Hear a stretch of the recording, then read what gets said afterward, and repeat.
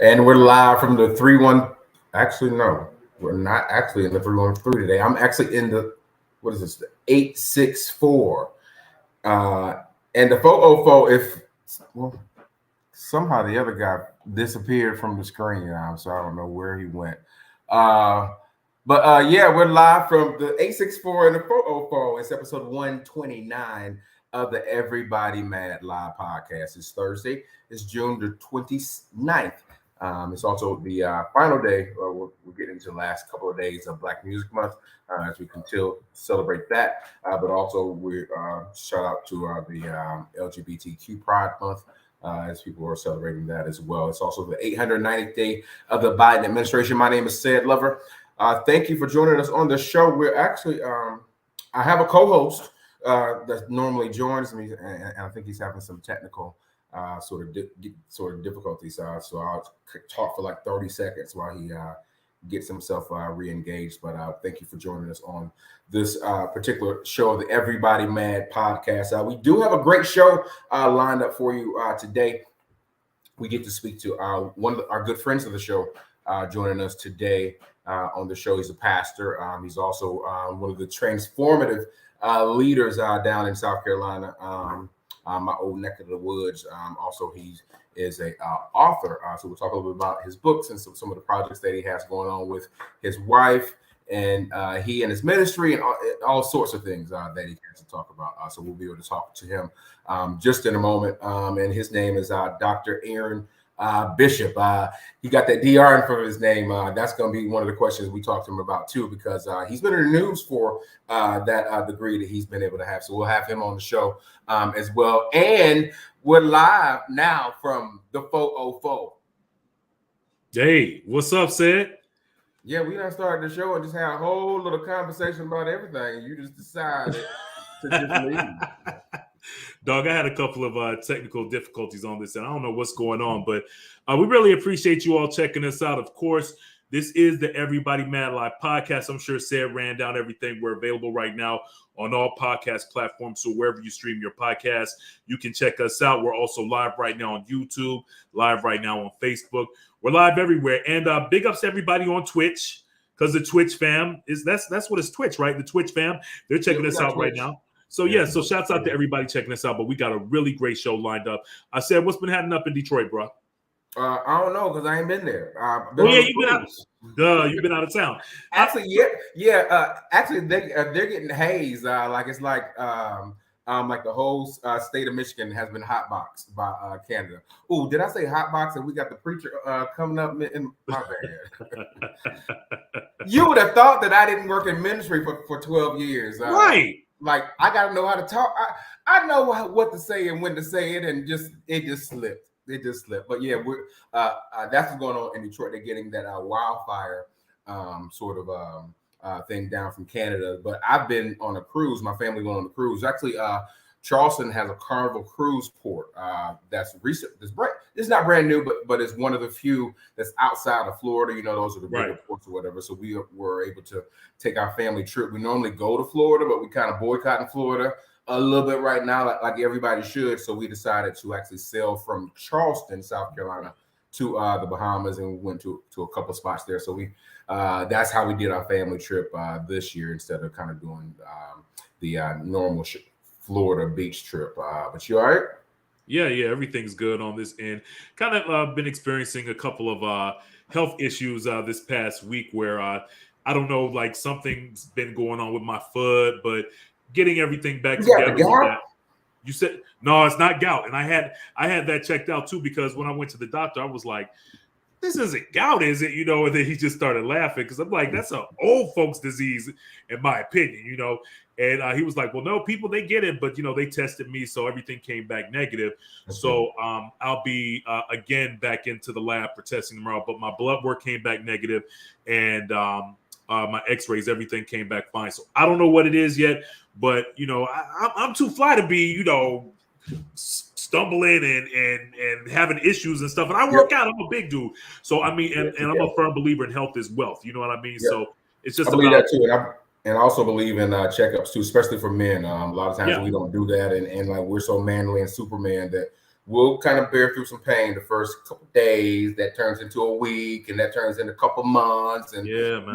like now we're almost a year into an ailment that we could have kind of corrected or whatever. So I am a proponent of early detection and all that stuff, because I know my family, both on the men's side and women in my family, have gotten some diagnoses that they didn't necessarily expect or whatever. So I'm always a proponent of kind of going to your regular checkups and doing all that things. But because I ain't no doctor, I ain't gonna keep telling people what to do. But we do got a real life doctor on the show today. Not a medical doctor, but we'll tell you about his doctoral degree and what brings him to the show as well, Kenya, right? Yes, definitely. One of my Savannah State fams. So we're going to bring him out later on in the show. Dr. Aaron Bishop. He's joining us live from Columbia, South Carolina. So he's going to tell us about a brand new book that he's just published, and also some other stuff that he has going on too. So we're super excited about that. Plus, of course, we got to talk about hot topics right now that everybody's discussing and that everybody's mad about. Case in point, the situation that went down up in Chicago, the mother and 14-year-old son that was accused of murder. We have an update on that story because, of course, things have changed within the past couple of days regarding that story. So we're going to fill you in on that. Plus, Ralph Yarl, that is the black teen that was shot by a racist recently. He's speaking out for the first time. So we're going to tell you about what's going on with that, and also another shooting. And then you remember... Go ahead.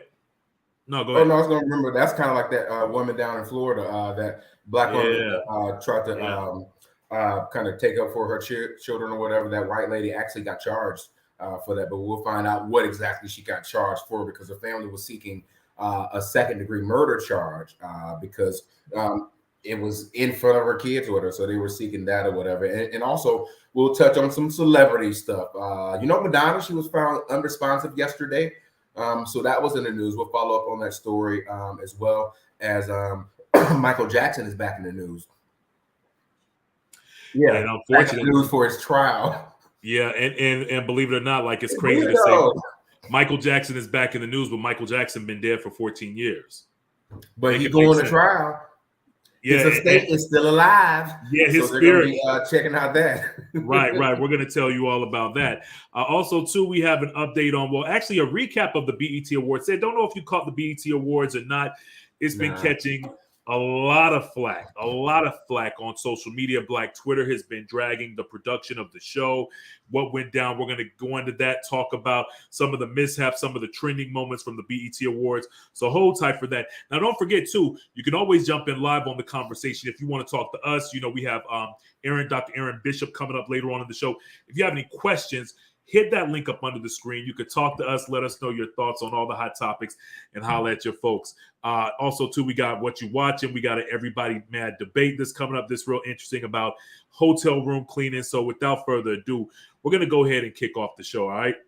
So like we just mentioned, Carlisha Hood and her 14-year-old son, this was the family that were actually facing murder charges this past week after her son fatally shot a 32-year-old man by the name of Jeremy Brown for assaulting his mom.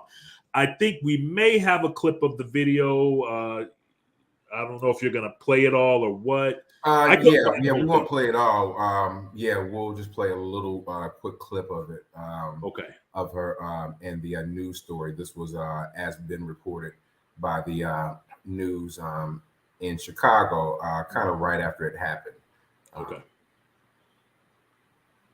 She talked about what her life has been like since the shooting inside the Pullman restaurant. Her attorneys saying the attack was unprovoked, and Hood is the victim in this case. They've filed a 4-count complaint against the city of Chicago and the officers involved. It includes malicious prosecution, false arrest, and intentional infliction of emotional distress. My life changed. My son's life changed. I've experienced pain in many ways that I would never have thought, never. What happened to me was totally unnecessary. The family asking for space to heal as the case plays out in court. They say additional lawsuits could be coming in the future.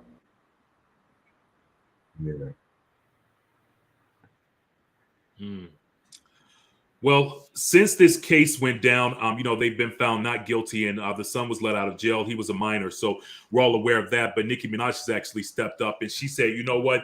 I'm going to go ahead. I'm going to support this family, and I'm going to provide a college scholarship for the 14-year-old." Now, here's my take on this whole thing. I'm glad that they were found not guilty. I'm glad that the son was released, because had anybody put their hands on my mom like that, yeah, I might have done the same thing too. You know what I mean? Because especially in the heat of the moment, it's everybody knows I love my mom. Bishop will tell you, Dr. Bishop will tell you, I love my mom. Everybody knows I love my mom. Say, I love my mom. Had that been my mom, I might have done the same thing too in the heat of the moment, because I was defending my mom, I was defending her honor, and I was protecting her, and that's it. So when I heard that this story went down, I was thinking to myself, oh, he's going to get off on that because he was trying to protect his mom. Yeah. But there's no way that you're going to assault a woman and then my mom at that and think you're going to get away with it. And me not doing something. Yeah. Come on. Yeah. Even though he was a minor at the time, and even though he was 14 and that sort of thing, and you wonder why how he had access to or know where the firearm was or whatever, but glad he did, because you don't know what would have happened further with that sort of altercation. And like the way that assailant, the guy hauled off on her, like he didn't really have any concern for her well-being or anything like that. Whatever. So I don't fault him for what he did to protect his mom and that sort of thing. And I'm glad that they kind of get out of that. So college scholarship is in his path, courtesy of Nicki Minaj and that sort of thing. Not to say rah rah yay you did the right thing, but to make sure that we protect him, because when they do things like that, there's another side of the coin. People who are on the other side, they're going to harass him and kind of make his life a little bit different than what he's experiencing right now. So I think it's important that we like that. There's a village that's trying to encircle him a little bit to get him what he needs. Certainly. As Cuzzo said, he's going to need some therapy. Therapy is going to be one of those that cost and that sort of thing. So, I think this is some helpful things to kind of get so we can turn the page, because that's crazy. To actually go from that, think you're doing the right thing, and then get arrested. Yeah. What? I'm in jail. Me and my mom in jail. What? Yeah, but I mean, he did shoot somebody, So you did, until that's after this man punched my mom in the face. Yeah, I mean, and he punched the out of the mom. You know what I mean? And again, punched the mom like she was like a dude. Like this was a street fight. Yeah. And clearly, the dude was the aggressor who got shot and died. He was definitely the aggressor, and the court system, they saw that. So. In a situation like that, it's really unfortunate, because I never condone violence, acts of violence and stuff of that nature. But sometimes, we've talked about this many times, you have to be held accountable for your actions. What goes around comes around too. He shouldn't have done it. Polo said that young brother will need therapy, and I know that you love your mom. He did what he was supposed to do, and I think we all kind of agree with that sentiment. I wonder if we got some. Well, I ain't gonna ask the bishop to tell me what he would do because what would Jesus do? We would get to that sort of situation, and that might be a little bit different from what we talk about, because we human. Right. But he operated on a different wavelength. So right, but if he wants to talk about it, he can. But without further ado, we're going to go ahead and bring out our first guest. He is currently the Reverend Senior Pastor of Grace Christian Church in Columbia, South Carolina, which he's also a native of Columbia, South Carolina, where he was educated in the public school systems of Richland County and graduated from Keenan High School in 1993. He's a proud graduate of the illustrious Savannah State University, my alma mater, and he holds a Master of Divinity degree from Grace Divinity College of Biblical Studies. He's right now doing his thing. Well, he's a civic leader. He's a member of Omega Psi Phi Fraternity Incorporated. A good dude. He's a husband, a brother to many. This is Dr. Aaron Bishop. What's up, man? Man, what's going on? Kenya Cabine on the scene. What's happening? You had to bring it back. Hey, Said, what's going on, my brother? How y'all feeling? What's going on, Bishop? Hey, man, we're doing awesome, man. Thank you so much for taking time out of your busy schedule to join us, man. You got a lot of stuff going on. First of all, how's everything going down in Carolina, man? Man, listen, it's just another summer day in a southern state called South Carolina. And I know my best friend who grew up on Maybank Street out of Belvedere is on here. So I got to give him a shout out. What's up, my homeboy, my brother, my best man, my best brother, my best friend, the one and only Tony Polo Jordan, also Hey. hailing from the Savannah State, where we were roommates. So, man, it's just a great day in South Carolina. However, it could be considered a sad day in America, man. There's a lot Definitely going on. Sad day. Definitely a sad day. Do you want to comment on the story we just talked about? That situation, your thoughts on that? Man, it's a lot going on. And let me tell you, as we begin to really unpack so much in this conversation, my book title really speaks to what we are dealing with in society, in our world, in America. The book is titled For Such a Time as This, The Urgency of Now. And between the situation that happened with the young man and his mother, Lord knows I love Ella Rebecca Azalee Chaplain Bishop. And, you know, there's some truth in the fact that I'm a pastor, but I ain't no punk. And I'm telling you right now, you can't push me over, man. Yeah. And, you know, I'm not one of those people who you can just mishandle and you can't handle mine. And so, man, when I look at what transpired, man, that's a lot to unpack. That's a lot to deal with. That was a young man who was trying to protect his mother. But then here's another situation that we may not be ready to unpack, but the Supreme Court justice ruling today against affirmative action. Man, we need some leadership, we need some courage, and we need some action for such a time as this. So, man, I'm ready to talk. Let's talk, Kenya. Well, yeah, definitely, man. I was gonna say let's stay right there a little bit, because you have a lot of titles, Bishop, and we didn't mention one of those titles being that you're responsible as a commissioner for the Richland County District 1 down there in South Carolina. So you are a part of like the leadership that sets the course for what those young people will be learning, and the leadership and educators that are part of that district as well, or whatever. So and you got the experience in the HBCU with that sort of thing. So like it seems that like now is like with the Supreme Court ruling saying that like colleges, like your normal PWI colleges, which I attended one, they won't be able to utilize race in order to satisfy what they need to do, or the diversity that they need to achieve within that institution or whatever. So how bad does that make it for people like you who are in the primary trying to usher these young folks into higher education? Well, listen, you know, as a man of faith, I believe that faith in politics has to have some kind of handshake agreement to make sure that we fulfill the obligation to make sure that justice is being served and that we speak truth to power. And as a very active political figure here in the state of South Carolina and throughout the nation, having involvement with presidential campaigns all the way down to school board campaigns, I understand policy, I understand the way government moves, I understand organizational agility, because that's what my PhD was in, and my PhD is in organizational leadership. This is a leadership problem. This is what we're dealing with when leadership is not leading from the front.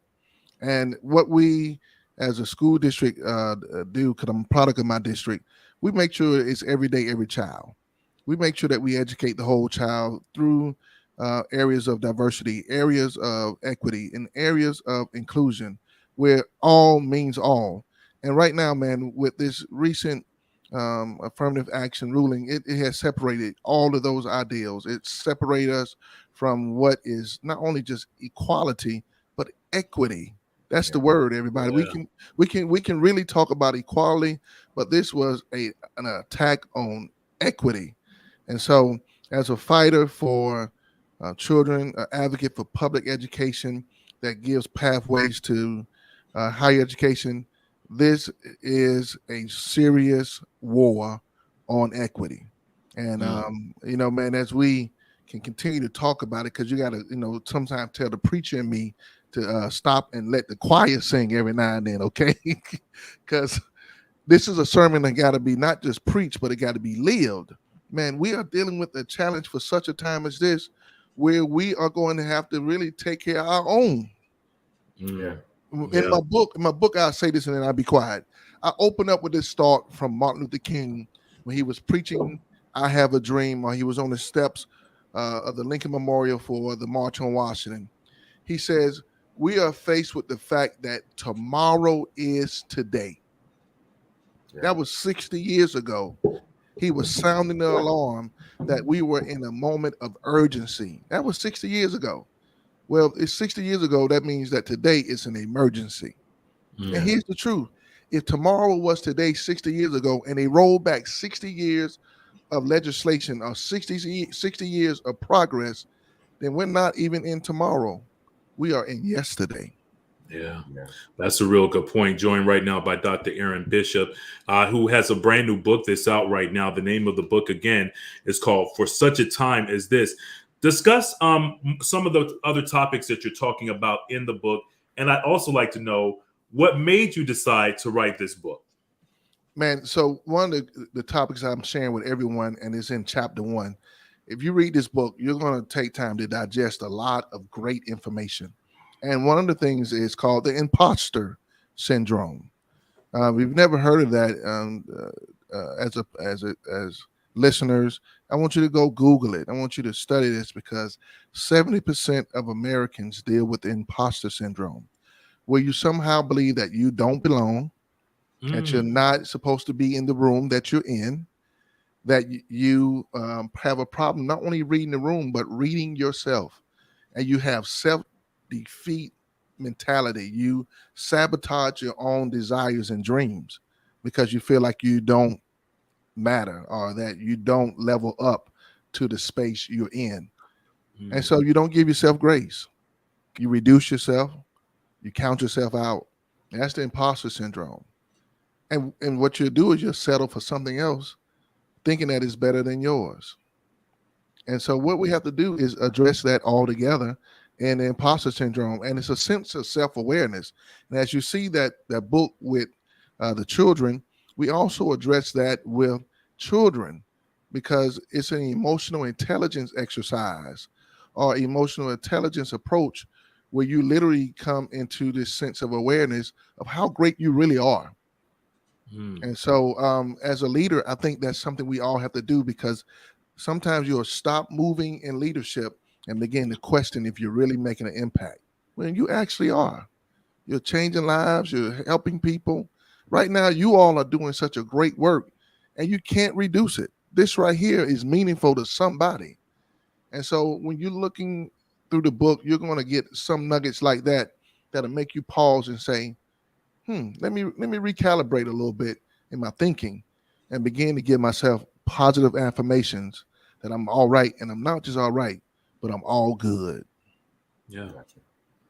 I wanted to continue the conversation with Dr. Aaron Bishop. The children's book was a little bit of a different a departure, a little bit from some of the earlier works, and I wanted to well the newer book. I wanted to talk more about Peyton's First Day, and I'm trying to find it. I done lost the screen, Bishop. It's all right, brother. It's all right. Say it. You got Peyton's First Day, and you also have I Don't Know. Yeah, these are two books. You collaborated with your wife on these two books, correct? Oh, absolutely. My college sweetheart, the one who wrote "Now Get Up and Go Be Great," which is an excellent book. Yes, I call her my pound cake. Everybody, I call her my pound cake. She smells sweet, and I love everything about her. Every ingredient, everything that belongs to her belongs to me. That's and right. so, the book about Peyton's First Day is really approaching, addressing children anxiety. One day, and here's a short story. I'm taking my son to school for the first time. He's 3 years old, and he's looking out his window all the way there, because I'm telling him, man, you should be excited, should be happy. You're starting school, the first day of school. So I drop him off, I pick him back up, and he's a little, disappointed. And I'm like, everything okay? He doesn't know how to express himself that much because he's only 3. So I just take him and get him something to eat, and we go home. We start the day over the next day. He's watching out his window as he gets there, and I take him to school, and I get him in class, make sure everything is okay, and walk away, and come back later on and pick him up at the end of school. This time he's in tears. He's so upset. And I said, Peyton, what's wrong? He said, they didn't let me go outside. Come on, y'all. This is a 3-year-old. What you mean you didn't let the kid go outside? So I immediately addressed the teacher and said, my son said you didn't let him go outside. She said, Mr. Bishop, he actually did. He had a great time. So I began to try to, try to figure out what my son is going through. And I remembered that he was always looking out his window. Well, across the street from the school that he attended was a public playground that was bigger. It was more beautiful and more attractive, but it wasn't the same playground at school. Right. So all the way to school, he's thinking, that's school. That's the playground that I'm going to play on. And he never got a chance to play on that.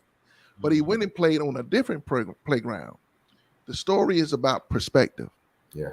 His perspective was that I was supposed to do this, but this happened. And many people face, not only just children, but people in the world are faced with anxiety when they don't think it meets their perspective. And so Peyton is surrounded by 4 kids who happen to be my parents and Jennifer's parents, who become characters to surround him and give him wraparound services, encouragement, and opportunities, which is known throughout public education. And they encourage him to be more confident.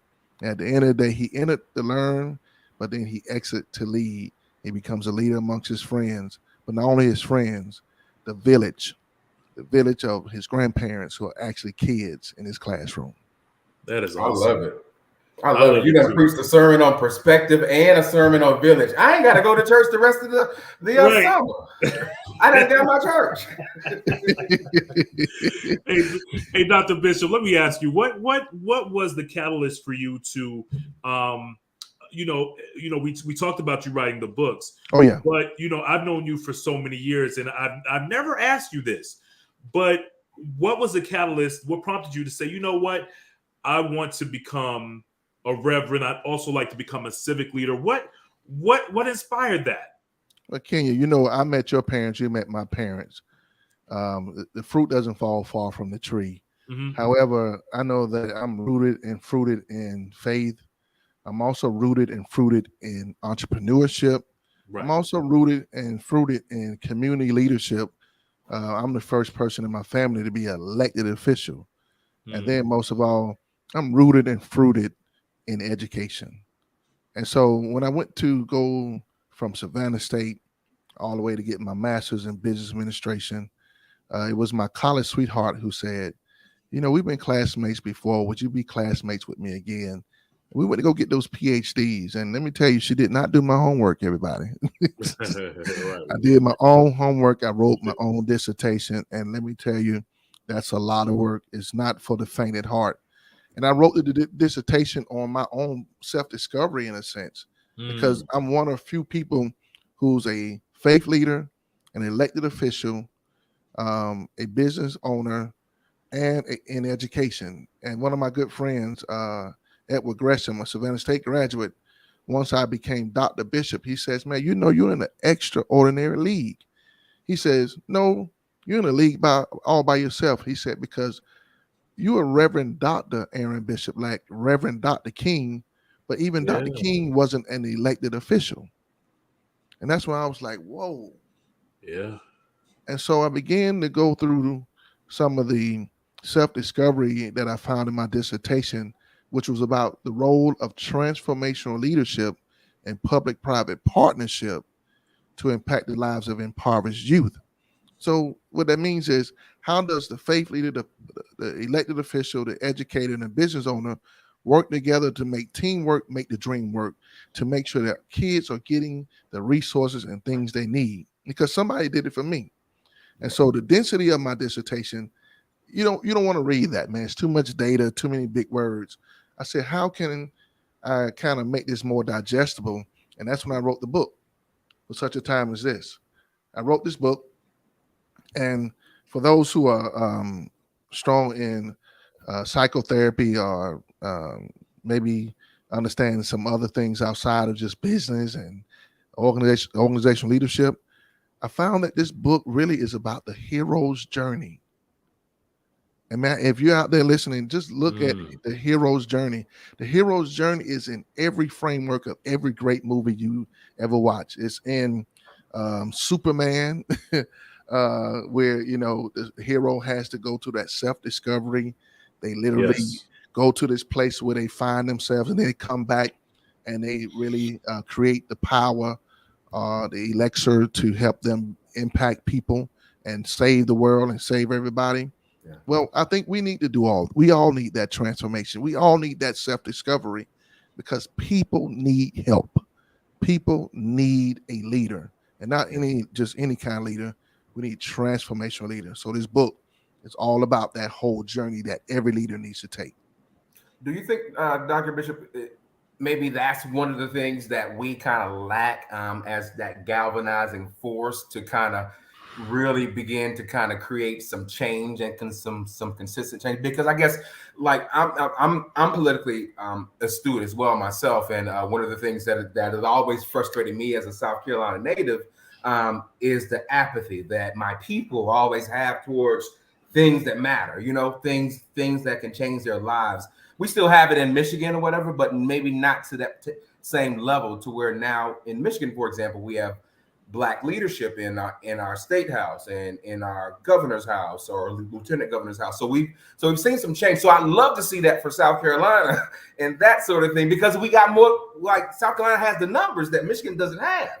Right. We got 30% Black people. So I'm like, is it because we don't have a Dr. King or like an active Jesse Jackson or someone who we view as like that leader? Do we need someone to put on a pedestal to be a transformative leader, or is there another way that we can look at a transformative leader? Well, step one is we do need more transformational leaders. Is because we have too many transactional leaders. We got people who just come for the moment and then they leave, and the change doesn't happen. You need to become a transformational leader that becomes the change you want to see. But not only that, the second step is, I love what Malcolm said. He said, we're not outnumbered, we're out organized. Ooh, that's heavy, man. So even though we may get more people who are transformational leaders, we got to make sure they're on the same accord. Where I go back to what I've said, you can have a whole gang, a whole village, a whole tribe of transformational leaders who are just pastors. They're not working with transformational leaders who are politicians. Mm-hmm. You may have just transformational leaders who are business leaders, but they're not working with the education leaders. So we all got to get on one accord, because that is how the sustainability of structures that were in our community, that help our community, that built our community, that sustained our community, that is how they had so much longevity. If we don't have transformational leaders, it'll come up and then it'll go back down. And we've seen that. We rise to the situation when we're dealing with a murder in our community, but change doesn't happen. I can keep going, man. But let me tell you this. We are faced with a situation right now with the affirmative action where race is compared, or it's in battle with legacy. So you can't get into a PWI because you will use race as your key to get in, right? That's affirmative action. But you can use legacy. Right. Now I'm gonna let that marinate for a second. Yeah. You can use legacy to get into a opportunity, but you can't use race anymore. Right. Y'all, it's a serious moment, and the urgency of now is upon us. We are in a position where this book speaks to, for such a time as this. For such a time as this, we need to make sure that teamwork makes the dream work.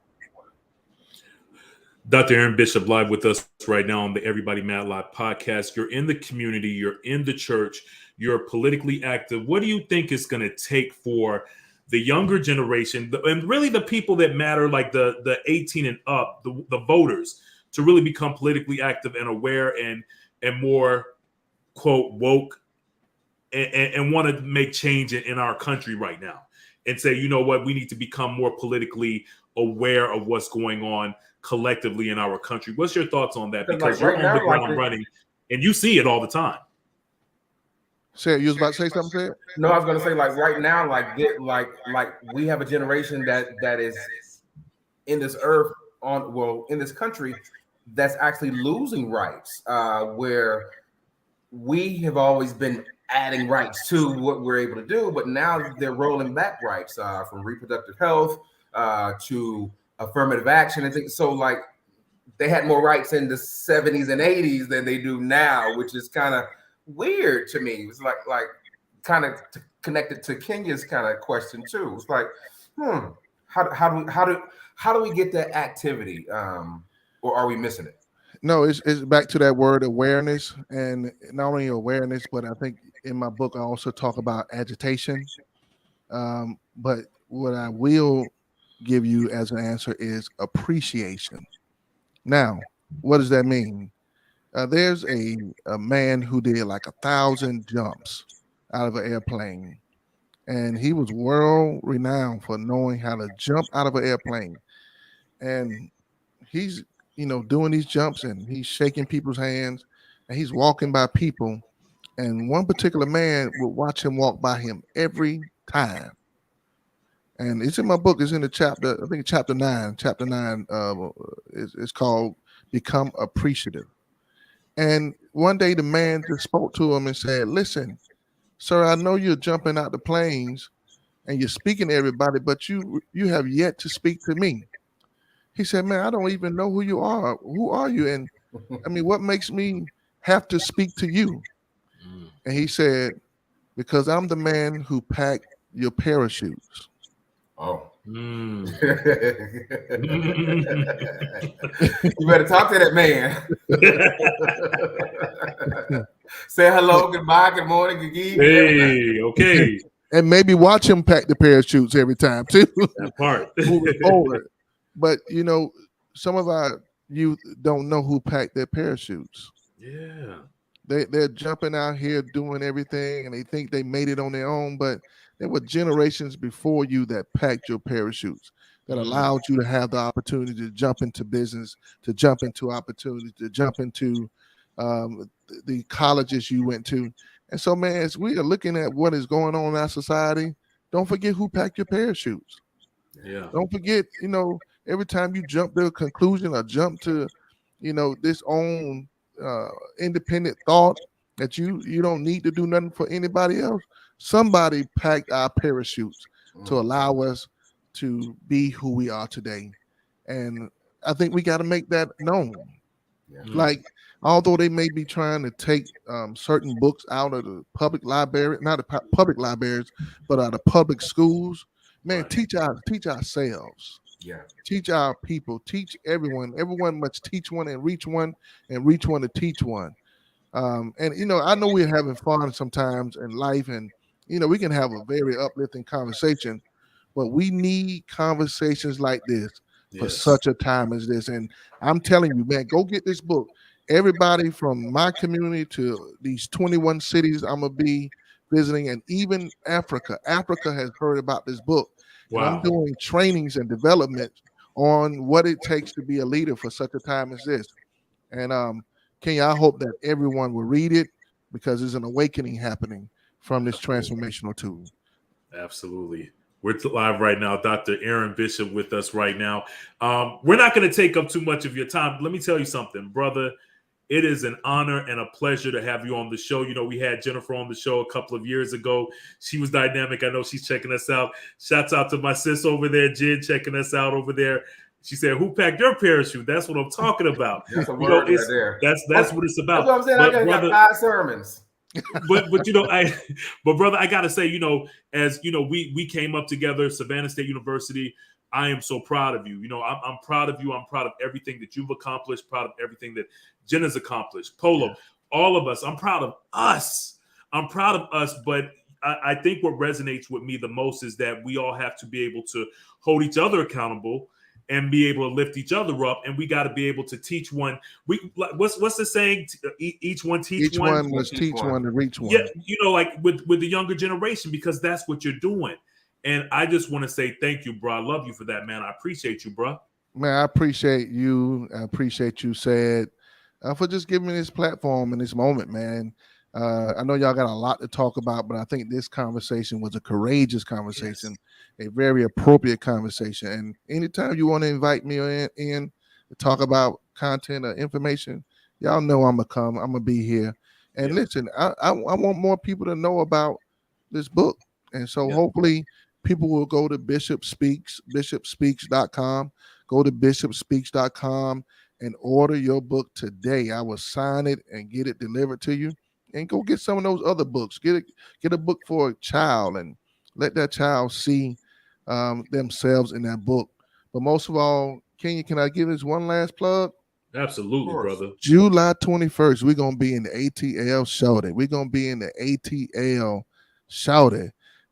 July 21st. I want everybody to come out and have a good time with us. So I'll get that information to you all where that location is, or come to my social media, Bishop number 4, Bishop for Bishop at it's called Bishop for Bishop on the Instagram, or Dr. Aaron Bishop on the book.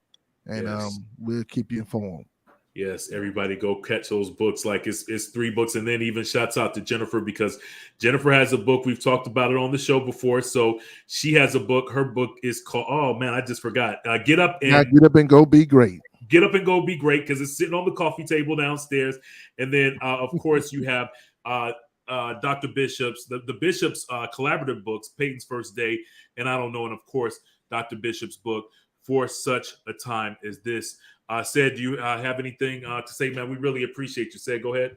Yeah, definitely. Just wanted to remind people the website is bishopspeaks.com. That's what we have pulled up right now, but we'll put it in the comments so you can easily click on that. But yeah, Bishop, we appreciate you dropping those nuggets of everything, those gems, just about life in general, but also just the time and space where we are, because I think it's a very important sort of conversation that we had, and really part of the reason why we even started this podcast too, because we wanted to continue to make sure that our community was well informed so that we can make and move like we need to for our best selves or whatever. So I appreciate everything that you're doing to edify your community.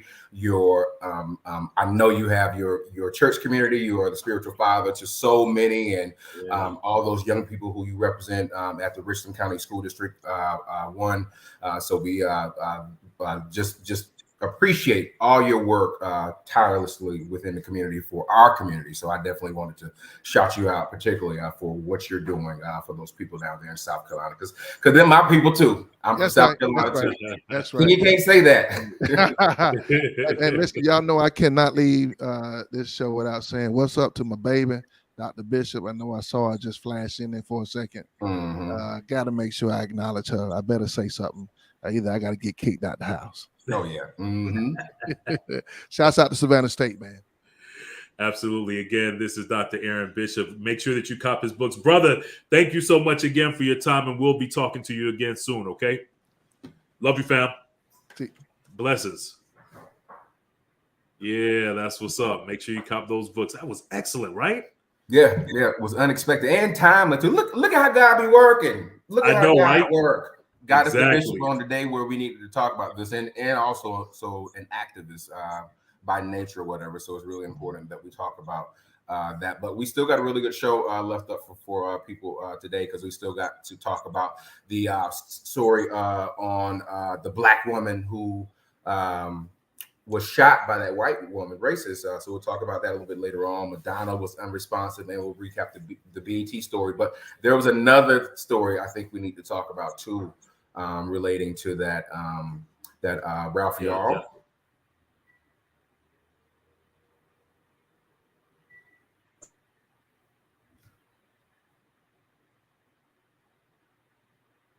Did you freeze or did I freeze? Maybe I'm not.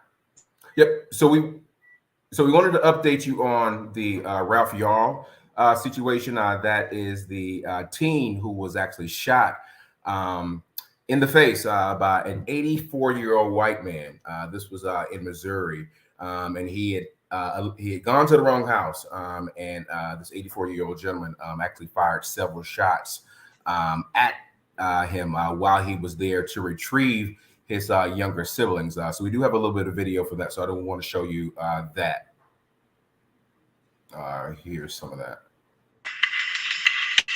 But I'm thinking, there's no way he's actually going to shoot, right? That's what was going through my head then. It was a night that changed the course of Ralph Yarl's life. I was bleeding from my head. I honestly thought, how is this possible? Like, I've been shot in the head. I shouldn't be this alert. For the first time, the now 17-year-old sharing in his own words the moment in April he was shot twice after mistakenly going to the wrong house to pick up his twin brothers. Were there any words that were exchanged before he shot you? He only said 5 words. Don't come here ever again. The honor student's shooting sent shockwaves through his hometown of Kansas City, Missouri, and beyond. We are challenged living while black, thriving while black. And now we can't even walk up to someone's door and ring a doorbell without fear of being murdered. Ralph and his family thrust into a national debate over race and justice after it took 4 days for authorities to charge the homeowner accused of shooting him. The ordeal also shining a spotlight on controversial stand your ground laws previously invoked in the shootings of Trayvon Martin and Ahmaud Arbery. We live in a highly gun-crazed culture. When people fear, it's reasonable for them to grab their firearms and protect themselves. That is going to be an argument that will show up in the court. The man who shot Ralph, 84-year-old Andrew Lester, now charged with 2 felonies, first-degree assault and armed criminal action. He pleaded not guilty and is out on bond. So that's the thing. He's out on bond. You shot somebody in the face and you out on bond. We're waiting. I know he's 84 and the chances of him going somewhere, I get that. However, you shot somebody in the face. And that's the other thing too. This is a miracle. That he's alive. That's a miracle that he's alive. So there's a testimony in there, and he's just so bright and so like just an exemplary young man. And it's a shame that he met that sort of situation when he just made a common mistake that so many kids do. You know how many times GPS sent me to the wrong address and I done pulled up at the wrong house? That could have been any of us. Any of us. And we using technology. Like, you know what I'm saying? So like it's like it doesn't matter how you arrive there. Like the man said, we live in a gun-crazed society. Like people just think that they just pick up their guns and then that's just the first sort of thing that they do or whatever. And that's just so disappointing. So that's what I wanted to bring up to people because kind of continue on with this case. The judge has said that the evidence in the case can be exchanged between the defense and the prosecution, but it cannot be public. So they're not even going to tell us about evidence relating to this case until after we actually hear the verdict. So we're not going to find out anything about what's going on with this trial because they say that this man has not been afforded the opportunity to have a fair trial. They said Kamala done said something about it, or Biden. So like they're saying that this man who's 84 years old and shot this black boy in the face, he's not being able to be afforded a fair trial because everybody knows about it, and we're just calling him a racist without giving him a fair opportunity to state his case. Here they go with That's the BS. Importance of voting, because like when you vote, you also vote for judges and the type of judges who will lead cases like this. Right. And Missouri is known to be one of those states where black people never get the long end of the stick when it comes to the justice system. And here we are in Missouri, just once again, alongside. We're gonna follow this story, but hopefully, I'm praying, I'm always the optimistic one. I'm very positive and optimistic. Hopefully, the young man, Ralph, he'll get his justice. I'm hoping. But in situations like this, it's kind of like when that whole Breonna Taylor case went down and, they were trying to cover up and they wouldn't release the evidence to the public. And, it's kind of the same thing. And it's like, these folks are getting away with this. They're getting away with it. If you want to be transparent, let the people know. It shouldn't be anything that you need to hide. Yeah. I mean, just let us know what's going on. So we're going to follow this story. I know we got a couple more stories to talk about before we wrap up the show. But again, follow us, Everybody Mad Live Podcast. Again, shouts out to everybody on YouTube checking us out. I saw a couple of people in the comments rocking with us. Shouts out to George David. Let's see. We have Team Johnson on YouTube. Nelsa checking us out. Math, I see you over there. Carlito, baby. Everybody rocking with us. We really appreciate it. This is the Everybody Mad Live podcast. Now, one more story before we switch gears. The Florida woman that was accused of fatally shooting a neighbor after a dispute with her children this month will not face murder charges. Instead, the woman, her name is Susan Lawrence. She's actually going to face 1 count of manslaughter with a firearm and 1 count of assault for killing. And how do I pronounce it? It's Miss Owens, G.K. Owens. I think so. A G.K. Owens. So, a lot of people, they were like, well, wait a minute, because you have to understand that the family, they were actually asking for a murder charge that would be punishable for life in prison. But the Florida state attorney said that there wasn't enough evidence to prove the crime. So what's going to happen is, right now, this 1 count of manslaughter and 1 count of assault, she could face 30 years in prison. I'm okay with 30 years.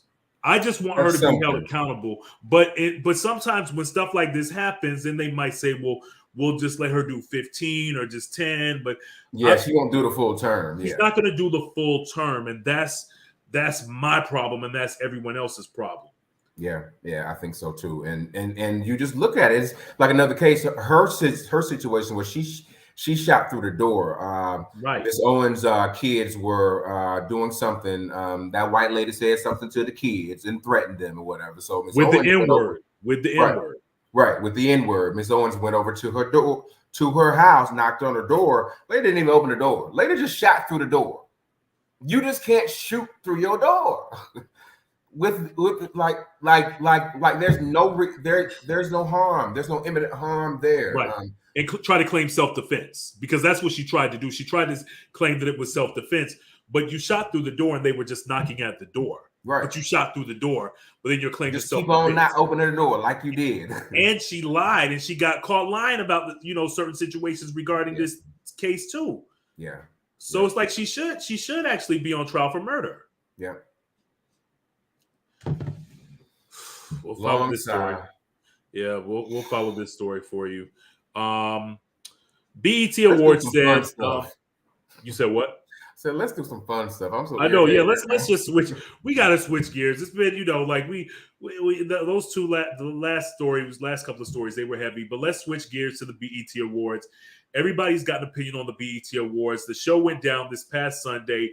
Patti LaBelle. Let's talk. We'll break down a couple of things. Patti LaBelle, she did a tribute to Tina Turner, but things didn't really end out too good because she couldn't read the teleprompter of the lyrics to sing the song, and this is what happened.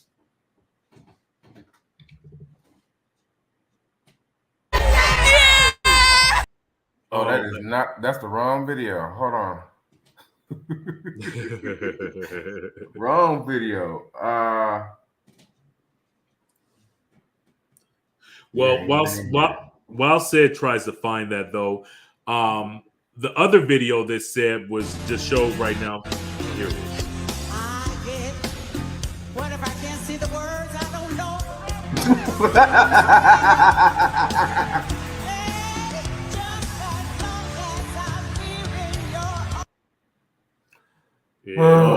One more time.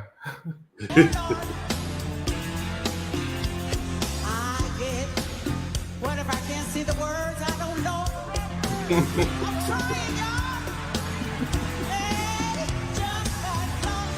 They need to stop asking these old people. Stop asking these old people to come and do these trips.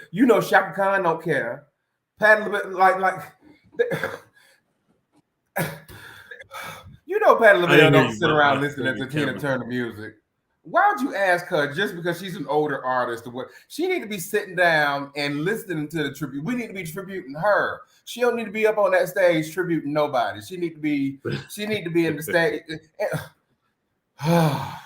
Well, I think that they probably picked they probably picked Patti LaBelle because she was a colleague and maybe a friend of Tina Turner. But I probably would have gone with maybe like a younger artist, maybe like a Chloe or like a Beyonce. I know Beyonce can't do it because she's on tour, but maybe a younger singer to be able to pay homage to Tina Turner. Like someone with a rock sort of like an edginess. You can do it like a Janelle Monáe, Janelle Khalees, right. Like Rihanna. There's tons of people who don't have to be in their 70s in order to do a tribute. Just because she knew and was on the road when Tina was on the road, don't make it okay for her to. That was just dumb. Like same thing they did with Shaka. Stop calling on them to do stuff. They is too old, and old people don't. Because when you do it wrong, what you gonna do? What you gonna do? You gonna kick off stage? Right, and because they're a person of a person of a particular age, not really gonna care anyway. They're gonna be like, oh well, it is what it is. Just like Patti LaBelle should have got somebody else to do it in the first place. And do not care that she messed up that tribute. She slept well that next night. She did not care. Absolutely. Didn't lose no sleep at all. So again, I think it's just a situation where BET, excuse me, maybe they should have just had a better selection. Now let's move on to this Sexy Red. I had no idea who Sexy Red was, but I think what's happening is that BET, it was paying homage to 50 years in hip hop. A lot of people said that it looked like it was the Hip Hop Awards instead of the BET Awards. There was a chick by the name of Sexy Red who was running around with no shoes on, jumping up and down, shaking ass in front of Bobby. What's the legendary gospel singer Bobby Jones. Bobby Jones. You know what I'm saying? It's just like you don't want to see that. No, you don't want to see that. I mean, her. He don't want to see. Let me stay out his business. Really said. No, let me show Sexy Red.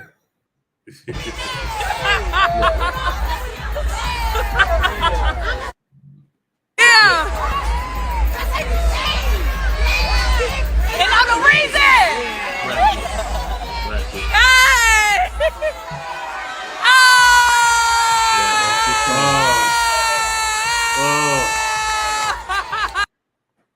I mean, but the music glorifies thought behavior. So like, why wouldn't they bring the thought behavior to the award show? Well, here's my thing. It's an award show. An award show is supposed to represent excellence, Black excellence at that. Come on, man. We got to do better. That ended a long time ago. And let me tell you, people, they were online saying, well, like if and that's why I never leave comments, because I saw people saying similar stuff to what I was saying. And people are like, well, there's different facets of Black. And, Black people can be ratchet. Black people can be intellectual. Black people can be this. But if it's an award show that's supposed to highlight excellence, why are we acting like that at an award show? At an award show, what happened to class? That's all I'm saying. What happened to getting dressed up? Like half the chicks, they were dressed like strippers. And I'm here, and said, y'all know I love before they became musicians. Right, said. But I'm just saying, that's true. But what I'm saying is, I love a ratchet good time. I like but there's a time and a place for it. And the BET Awards isn't the time or the place because it's such a big platform where you have people worldwide watching. Not only white people, you have people over in Europe watching it. You have people in Africa watching it. So you have to realize it's bigger than just the hood. Just say, oh, well, we got to represent the culture, because the culture is not just ratchet. You know what I'm saying? Like, if we're going to represent the culture, let's represent Black excellence.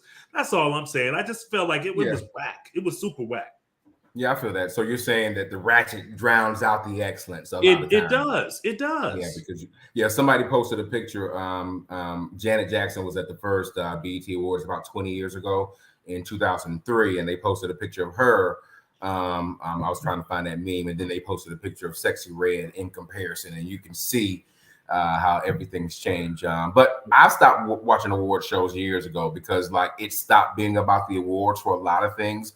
Some of the and then some of the biggest celebrities didn't come to the Black Awards show, which kind of made me weird anyway. Like, how you gonna be a black celebrity, but you only go to the big quote unquote award shows like the Grammys and the Oscars or whatever, but you don't come over to the BET Award or the Soul Train Awards. You only do the big shows or whatever. So that's why, I've never kind of gotten into those award shows because they've all just kind of been like disappointing.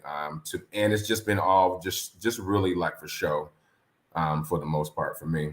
Well, it was super ratchet, and I hope I know that the ink isn't dry with the contracts that Tyler Perry is signing to buy BET and own BET or whatever like that. It's not that dry. ain't gonna never dry.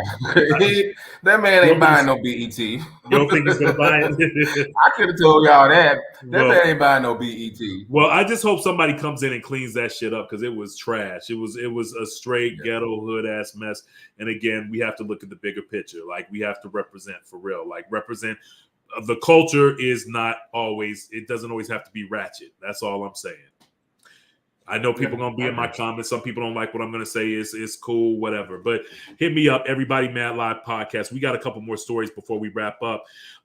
Let's see. Tamar Braxton, she was on live with her cooking skills, and Tamar claimed that she could cook, but by the looks of this video, I don't know. I'm gonna let y'all figure it out and decide for yourselves. Check this out. I don't know why my videos ain't playing. I'm just gonna play the link. Okay. Yeah, I'll just grab the link. You're simply the best. And then why pick Simply the Best? Yeah. I didn't like that song. Like, I mean, there's other Tina Turner songs to do. Well, because she ain't want to do too much moving. Like, Patty is of a certain age. Cooking videos because I like to cook and I like to share my meals with people. So I guess it's gonna be for people who have actual jobs and don't, have time to boil. What's happening, everybody? I guess my cooking videos because I like to cook and I like to share my meals with people. So I guess it's gonna be for people who have actual jobs and don't, have time to boil and peel potatoes every day. You know what I'm saying? We got 50-11 children. We got 50-11 jobs over here. And I just want to show you quick ways to eat good. And I want to hear y'all talking about something. Oh my God, she make food from the freezer. All this food is fake. Okay? Nobody got real food no more. All right? So you want to see it, look at it, do it. If you don't, skip. Goodbye. So today I'm making my sweet potatoes, and they are canned, but they are delicious. Here, sweet potatoes. Good. I'm gonna put a little Kroger brand buttered syrup on them. Oh, she can't. I'm put a little brown sugar on here. What'd you say, Logan? You can't cook. Mashed potatoes are amazing. The sweet potatoes are absolutely delightful. Period. You're gonna take you some pumpkin spice, ground nutmeg, and some vanilla, and put it all in here. And look how much I put in. Not a whole lot. See, boom, boom, boom, boom, boom, boom, boom. We done. Same for the vanilla. Boom, boom, boom, boom, boom, boom, boom. We done. You see this? I like Smart Balance. I like the way Smart Balance tastes. It's not a vegan meal, but I like her. I enjoy it. And this is how much of the Smart Balance or butter you put on yours. You like butter? You like your brand? Put your brand on there. Then I got a little Kroger brand condensed milk because they ain't had the other kind. So guess what? We're using Kroger brand. And I put a little bit on here, like so, like that. That's how much condensed milk we're going to put on there. That's enough. Okay? Bye. This is how Tamar yams look before she puts them in 325 or 350 degree oven because it's my oven and my prerogative. Won't he bless me? Won't he do it? Guess what else I'm making? Green beans. Yep, store bought. I didn't sit up here and pluck green beans all day. And I got some of these sausages and I cut these up. Guess what? I also got some already cut up onions. Got some better than bouillon. Some Kinder's butter steakhouse, black pepper, onion powder. Yeah, that butter steakhouse is hitting though. I'm gonna put it in my boyfriend cheat pot. I'm gonna put this much onion. Then I'm gonna put this much sausage. Then I have this much bouillon. That's all my seasoning. I decided to add some cayenne too because I like that too. It looked like I over-seasoned my sausages because I did on purpose. Then you put this much string beans. I put the whole bag. Then after I saute my string beans, I add this much water. Cover her and let her boil. I made some cornbread, this kind. And I put that in it. Put this in it and a little bit of this. Then I put all that together. And then it's she put garlic salt in her cornbread. I put that and put this in there. And I put that in there. Then I put a little bit of this. Is that heavy whipping cream? Then I put a half a bag of this. What kind of cheese is that? I put a teeny bit of the fryer ready, but then I put a little bit of this. I seasoned that with this. I put it in this pan. I'm gonna put a little bit of this on top. I'm gonna put this in there and let it get crispy for 20 minutes. And then I took this and this and I put it in this because I'm gonna put this and this mixed together. This and put it in there. I got that jerk fry too. Together That to jerk get fry stuff this. is good, y'all. And then one day that. Oh, that's who she's cooking for. I forgot. What's it? I forgot. That's who she cooking for. It's a big no for us, delicious Tamar. to him. It's a big no. It's a big no for us. Big no for us. A couple more stories before we wrap things up. Prayers with Madonna. She was found unresponsive and rushed to the hospital up in New York this past Saturday. She was. They say that she had like what kind of an infection? Like not a staph infection, but it was like a bacterial infection or something. Yeah. So prayers with Madonna. But they say that she's going to do a speedy recovery. And finally, and definitely want to get your thought on this. Sam, you remember the dude that claimed that Michael Jackson molested him from the age of 7 to 14 years old? His name was Wade. Yeah, was named Wade. Yeah, he's actually still claiming that Michael Jackson molested him, and he's actually taking those accusations against Michael. They're going to be heard in the courtroom, so he's actually suing the Michael Jackson estate. He is suing the Michael Jackson estate. But Michael Jackson dead. Because the estate is still alive. The estate ain't dead. Michael is dead. I can't sue Michael, but I can sue the estate. Because the estate still got that bread. Yeah. I'm gonna say I did watch the documentary. Did you see the documentary when he said that Michael did certain things to him? And I was like, yeah. It did seem like he knew what he was talking about. It seemed like he was pretty. It seemed very believable. Yeah, in my opinion, that's a good word. It sounds believable. It sounds very believable. However, Michael's dead. Get therapy. I just think get therapy. That's all I can say. Like you gotta work that out somehow, some way. But to say, okay, I'm going to sue the estate, like you've sued Michael Jackson many times, and then one time you recanted your statement and said that it wasn't true. And so then that kind of messed up your credibility. So it's like now you're going back to court again because your money ran dry. Yep. It makes you seem like that's your motivation and healing and getting some sort of recompense for what happened to you. Right. That does not seem like it is your priority in any of that. So it just sounds weird and you can't get mad. But yeah, we'll continue to follow that as that story kind of plays out in the news. As we continue on, we're gonna skip what you're watching because I wasn't watching nothing. They ain't got good TV on the cruise lines or whatever, so I wasn't watching nothing. But maybe I will be watching something this year. But I do have a viral video of the week, and we're gonna end the show with that. Is that cool? Yes, sir. Let's do it. Oh, so I don't know if you remember there's this girl in Maryland, and she has a pet goat, black girl with a pet goat. I guess her goat died.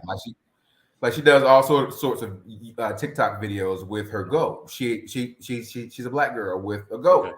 I think she's in Baltimore or whatever. But I didn't know her from that. I seen her in some other video, but she was in one of the funniest videos I ever seen in my life, and it's still one of the funniest. But this girl, she was cruising with me. She was one of the girls in the cruise. Oh, really? So I wanted to play that video in honor of me seeing her on the cruise. Well, let's see it. This is the funniest video, TikTok video I've ever seen in my life. Okay, let me see. What I do? Do I take a bath in it? I think you put that. That shit stink.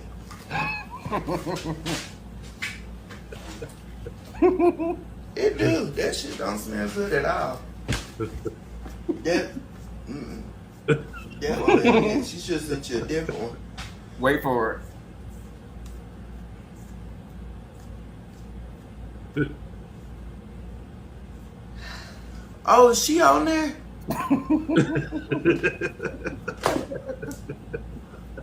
Oh, I'm so sorry. It smells good. I actually like it. I do. You like it, Joe?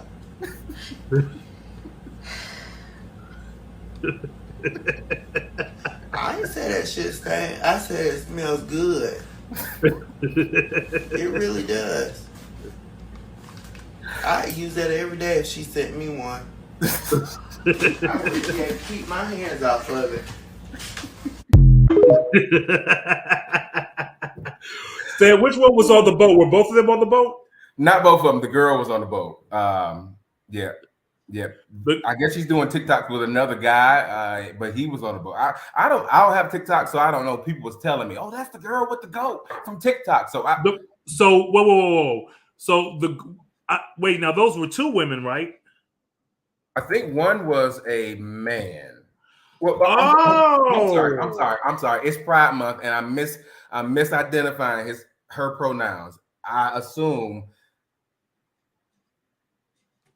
I didn't know. I thought those were two women. No, I think the one standing up was the right. Yeah, was they. Right?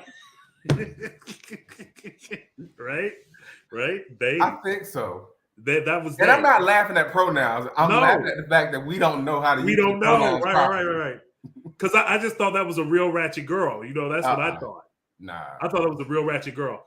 Okay, wow. Okay, that's interesting. Yeah. Was the food good on the cruise for Carnival? Because Carnival, good. Yeah, we actually did Carnival. I go back and forth between Carnival and Royal Caribbean, but yeah, it was a good time. Most of their first cruise or whatever. So yeah, we had a good time with everybody having their first cruise. We had a good time on the show though too. Thank you to Dr. Aaron Bishop who helped kick us off with a good word. Now I ain't got to go to church at least for the whole month of July. Because he done put in so many good sermons, and we're going to support the book. And thank you for everybody who was a part of the show and learn from that also. Yeah, this is a wrap for the day. There it is. You can follow us at Everybody Mad Live Podcast on Facebook, on Instagram. Again, we're all over social media. On YouTube, we're on Twitch, we're everywhere. So make sure that you holler at us all the time. You can follow me at Kenya Kabeen1 on Facebook, Kenya Kabeen on all other social media platforms. Yep, I'm at Said Lover everywhere. But I'm not in Detroit. That's wrong. Fix that. I'm the graphics man. You were in Carolina with Sean and them, right? Yep. They're in the other room. Watching. Did her daughter make some pound cake? I need to get my niece to do that. Yeah. Are y'all coming to Atlanta this weekend or what? I don't know. We might. We ain't got nothing to do. Okay. Let me know. We'll see. Let me get my foot straight. I go to the doctor in the morning, so I'll be able to let you know if I can shake it up. Well, at least you know it ain't gout, so you are one step ahead. That part. All right.